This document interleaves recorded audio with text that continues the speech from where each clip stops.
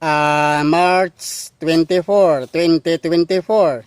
This is Randy Artiaga Santisas. In yung car is Randy Santisas. In the name of the Father, and the Son, and the Holy Spirit. Amen. Nasusulat, hindi sa tinapay at pagkain nabubuhay lamang ang tao, kundi sa bawat salitang nagmumula sa bibig ng Diyos. Mga karis, maganda na po ang Tagaluzon dahil may parating na malakas na bagyo at tatawagin natin itong bagyong Agon at sigurado ang mga malawakang pagbaha at ang mga pagguho ng lupa.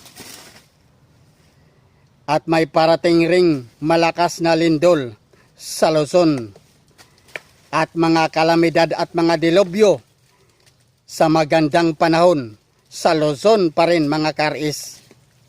Dahil ito na ang hudyat ng pangangatok at pagpaparamdam ng ating Panginoon Diyos sa lahat ng tao. Kaya dapat magising na ang lahat ng tao at kusang loob na tayong magbabalik loob sa Diyos habang may panahon pa tayo dito sa mundo.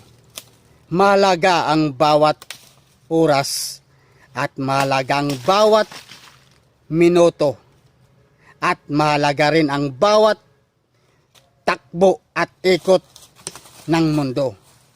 Kaya mga karis, please, ito na ang tamang panahon na kusang loob na tayong magbabalik loob sa Diyos.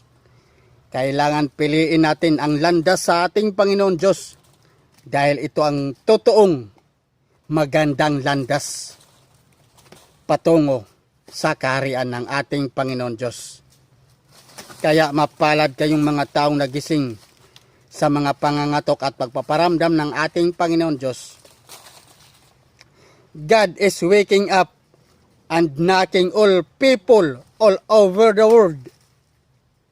These dilabs and calamities are like. Mga karis, please don't forget to like, comment, share, and subscribe to my YouTube channel.